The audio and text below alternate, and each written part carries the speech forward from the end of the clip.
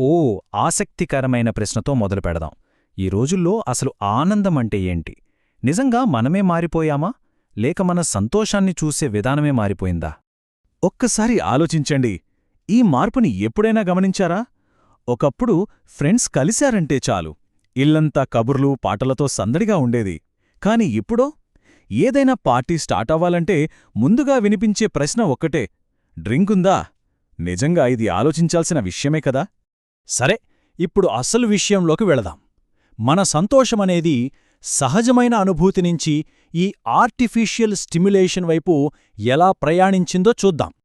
ఇది కొంచెం విచిత్రంగా అనిపించొచ్చు. మన పెద్దవాళ్ల జీవితాలు చాలా సింపుల్గా ఉండేవి, కాని వాళ్లల్లో ఓ సంతృప్తి, నిజమైన సంతోషం కనిపించేవి. మరి మన సంగతేంటి? ఇప్పుడు మనకు అన్నీ అందుబాటులో ఉన్నాయి, కాని ఆనందం మాత్రం మనం సృష్టించుకోవాల్సిన ఒక వస్తువులా మారిపోయింది. ఇది చాలా మంచి ఉదాహరణ.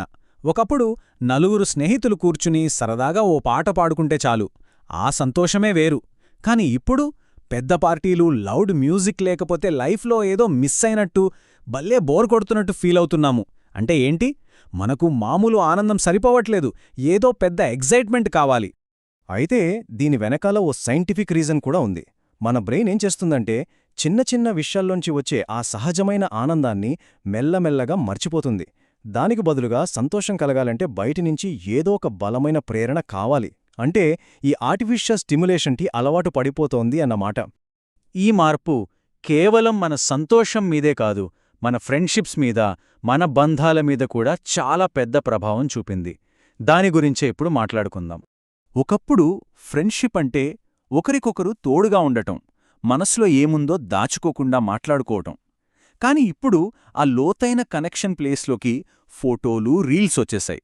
స్నేహం అనేది ఓ ప్రదర్శనలా తయారై నిజమైన సంభాషణలు తగ్గిపోతున్నాయి. ఇది మనమందరం మనల్ని మనం వేసుకోవాల్సిన ప్రశ్న.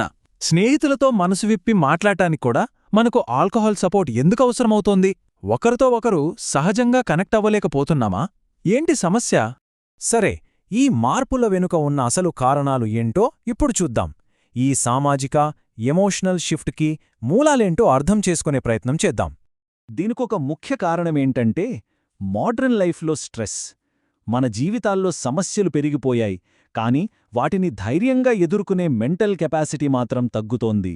ఈ గ్యాప్ని భరించలేక చాలామంది రియాలిటీ నుంచి పారిపోవాలని చూస్తున్నారు. ఈ మైండ్సెట్ మారడానికి చాలా ఫ్యాక్టర్స్ ఉన్నాయి. సమస్యల నుండి తప్పించుకోవడానికి ఆల్కహాల్ ఒక ఎస్కేప్ బటన్లాగైపోయింది. దానికి తోడు సినిమాలు, సోషల్ మీడియా కూడా ఎంజాయ్మెంట్ అంటే డ్రింకింగ్ అనే ఒక ఫీలింగ్ను మన మైండ్లో బలంగా నాటుతున్నాయి. అయితే అంతా అయిపోలేదు. మనం పోగొట్టుకున్న ఆ సహజమైన ఆనందాన్ని మళ్ళీ ఎలా సంపాదించుకోవాలో ఇప్పుడు చర్చిద్దాం. ఇది మన విశ్లేషణలో చాలా ముఖ్యమైన హోప్ఫుల్ పార్ట్. ఈ మాటలో చాలా లోతైన అర్థముంది కదా. ఆల్కహాల్ మనల్ని నిజంగా కనెక్ట్ చెయ్యదు, కేవలం మన లోపల ఉన్న ఒంటరితనాన్ని, ఆ ఖాళీని తాత్కాలికంగా కవర్ చేస్తుందంతే.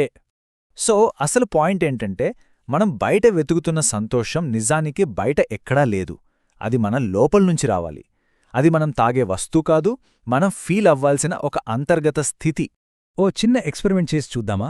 నెక్స్ట్ టైం ఫ్రెండ్స్తో కలిసినప్పుడు డ్రింక్స్ లేకుండా ఒక గెట్ టుగెదర్ ప్లాన్ చెయ్యండి. కేవలం మాటలు, నవ్వులు, ఆటలతో ఆ రోజున గడపండి. బహుశా మనం ఎప్పుడో మర్చిపోయినా ఆ అసలైన సంతోషం మళ్ళీ మనకు దొరుకుతుందేమో. ఫైనల్గా ఈ మాట గుర్తుంచుకుందాం. ఆనందం అనేది చాలా సింపుల్. దాన్ని వెతకడానికి పెద్ద పెద్ద పార్టీలు, ఖరీదైన వస్తువులో అవసరం లేదు. కాని మనమే దాన్ని చాలా కాంప్లికేటెడ్ చేసేసుకున్నాం. అసలైన ఆనందం ఎక్కడుందో ఒక్కసారి ప్రశాంతంగా ఆలోచించండి.